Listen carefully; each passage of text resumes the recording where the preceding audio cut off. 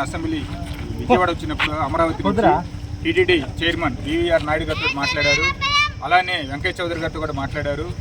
ఇది లేపాక్షిక అనేది ఒక హిస్టారికల్ ప్లేస్ కాబట్టి ఇక్కడ కళ్యాణ మండపం శాంక్షన్ చేయాలని సార్ రిక్వెస్ట్ చేయడం జరిగింది. అయితే రాష్ట్ర వ్యాప్తంగా కళ్యాణ మండపాలను ఆఫ్ చేశారు. ఆఫ్ చేసినప్పటికి కూడా టీటీడీ వాళ్ళు బోర్డు వారు ఇది ఒక హిస్టారికల్ ప్లేస్, బాగా అభివృద్ధి చెందుతుంది లేపాక్షి, ఇక్కడ కళ్యాణ మండపం రావటం ఇక్కడ ప్రజలకు అనుకూలంగా చాలా మంచి జరుగుతున్న ఉద్దేశంతో కళ్యాణ మండపం శాంక్షన్ జరిగింది. ముఖ్యంగా ఇప్పటి వరకు 5 కోట్లు ఇన్ని ప్రిన్సిపల్ ఒప్పుకున్నారు. మన బోర్డు మీటింగ్లో 5 కోట్లతో కళ్యాణ మండపం అనేది రాష్ట్రంలో ఇంతవరకు ఎక్కడ కట్టలేదు. మన బాలకృష్ణ గారి కృషి వల్ల, సార్ చొరవ వల్ల, సార్ యొక్క పవర్ వల్లనే మనకి ఈరోజు 5 కోట్లు మంజూరు అయ్యాయి ఇన్ని ప్రిన్సిపల్. అయితే రేపు ఎస్టిమేట్స్ పెరిగితే ఇంకా పెంచుతానని కూడా అన్నారండి సిఈ గారు. కాబట్టి ఇంకా పెరగొచ్చు కూడా. ఇప్పుడైతే ఇన్ని ప్రిన్సిపల్ 5 కోట్లు ఒప్పుకున్నారు. ఇదంతా కూడా నిజంగా మన ఎమ్మెల్యే నందమూరి బాలకృష్ణ కృషి వల్ల ఈ ఫండ్స్ మంజూరయ్యాయి.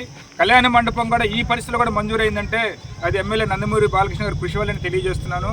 ముఖ్యంగా G+2 అంటే ఫస్ట్ గ్రౌండ్ ఫ్లోర్లో ఉన్న dining hall, kitchen store, first ఫ్లోర్లో ఫంక్షన్ హాలు, తర్వాత సెకండ్ ఫ్లోర్లో వచ్చేసరికి ఒక 10 రూమ్స్, డార్మెటరీస్ కడుతున్నారు. ఈ విధంగా G+2 5 కోట్లతో రాష్ట్రంలో ఎక్కడా కట్టలేదు.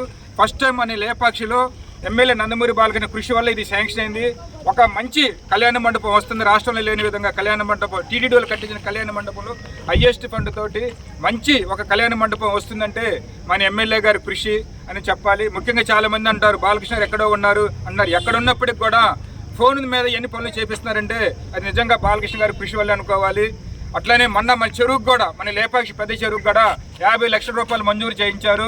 తద్వారా అక్కడ బోటింగ్, చిల్డ్రన్ పార్కు, ఆ బండి స్ట్రెంగ్తనింగ్, వాకింగ్ ట్రాక్ అన్నీ వస్తున్నాయి. ఆ విధంగా లేపాక్షి అనేది టూరిస్ట్ పరంగా హిస్టారికల్ కాకుండా ఒక మంచి కళ్యాణ మండపం, అట్లనే వచ్చిన టూరిస్టులకి బోటింగ్, వాకింగ్ ట్రాక్ ఇలాంటివన్నీ వస్తున్నాయి. ఇంకా భవిష్యత్తులో ఈ ప్రాంతంగా అభివృద్ధి చెందింది. ఆ విధంగా బాలకృష్ణ గారు కృషి చేస్తున్న ఈ సందర్భంగా తెలియజేస్తూ థ్యాంక్స్.